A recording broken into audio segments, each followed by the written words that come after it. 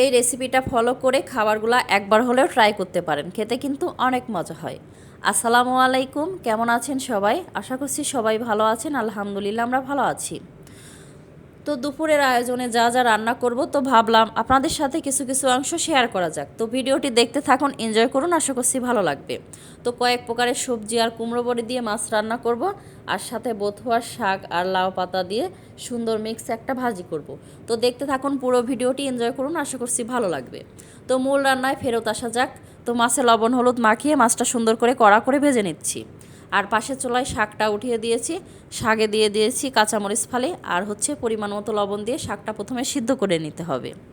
আর এদিকে মাছটা খুব কড়া করে ভেজে নিচ্ছি। তো দেখা যায় খুব বেশি করে ভাজলে মাছে কাঁচা গন্ধ থাকে না, খেতে বেশি ভালো হয়। তো মাছটা কড়া করে ভাজা হয়ে গেছে, এক পাশ আর এক পাশ উল্টিয়ে সুন্দর করে এখন নামিয়ে নিচ্ছি। আর ওই একই তেলে এই যে কুমড়া বড়িগুলো দিয়ে এখন ভেজে নিব। তো কুমড়া বড়িগুলো খুব লাল লাল করে ভেজে নিব। তো মাছের তরকারি সবজিতে দেখা যায় এই শীতের সময় কুমড়ো বড়ি দিয়ে রান্না করলে খাবারগুলো খেতে বেশি মজা হয়, খাবারের স্বাদটা কিন্তু দ্বিগুণ বাড়িয়ে দেয়। আর এদিকে দিয়ে দিলাম বাটা মশলা।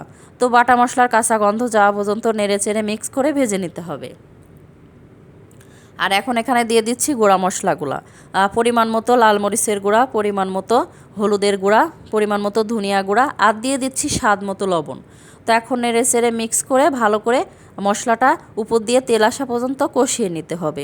তো যত ভালো করে কষানো যায় খেতে খাবারটা বেশি ততটাই মজা হয়। তো এখন দিয়ে দিচ্ছি কেটে ধুয়ে পরিষ্কার করে রাখা সবজি। এখানে সবজি নিয়েছিলাম সামান্য ফুলকপি, পাকা টমেটো, নতুন আলু, বেগুন। তো এই টাইপের সবজিগুলো দিয়ে এখানে ভালো করে কষিয়ে নিচ্ছি। তো দেখা যায় শীতের সময় কিন্তু সবজি বাজারে কম বেশি অনেক পাওয়া যায়, অনেক ফ্রেশ সবজি পাওয়া যায়। তো এখন কিন্তু সবজি খেতেই অনেক বেশি মজা হয়, আর সবজিতে কিন্তু অনেক বেশি পুষ্টিগুণ দিয়ে ভর্তি। আর পাশের চুলায় শাকটা কিন্তু সুন্দর করে সিদ্ধ করে নিচ্ছি আগে। তো সবজিটা অনেক সময় নিয়ে কষানোর পরে এখন দিয়ে দিচ্ছি পরিমাণ মতো ঝোলের পানি।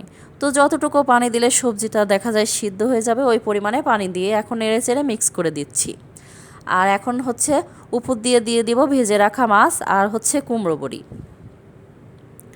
দিয়ে ঝোলটা শুকানো পর্যন্ত এখন রান্নাটা করে নিতে হবে। তো খুব বেশি ঝোল শুকাবো না, সামান্য পরিমাণে রেখে দিব আর কি। তো যাই হোক, এদিকে শাকটা সিদ্ধ হয়ে গেছে, বাগার দেওয়ার জন্য নামিয়ে নিচ্ছি।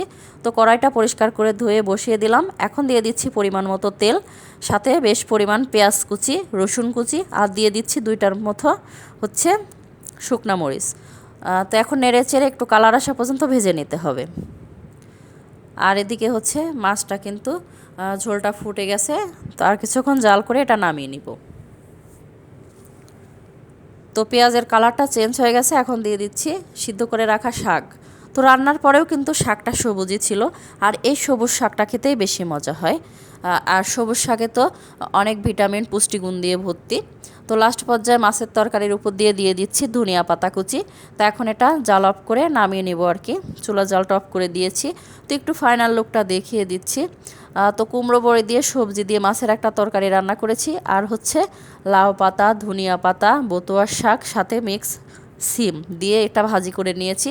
একবার হলে এভাবে শাকটা ভাজি করে খেয়ে দেখতে পারেন, আশা করছি অনেক অনেক বেশি মজা হয়। তো রান্নাবান্না মোটামুটি শেষ আর কি। তো টেবিলে খাবারগুলা গুছিয়ে নিচ্ছি। তো ভিডিওর এই পর্যায়ে এসে এখন পর্যন্ত যারা ভিডিওটি দেখছেন অথচ একটা লাইক দিতে ভুলে গিয়েছেন, প্লিজ একটা লাইক দিতে ভুলবেন না।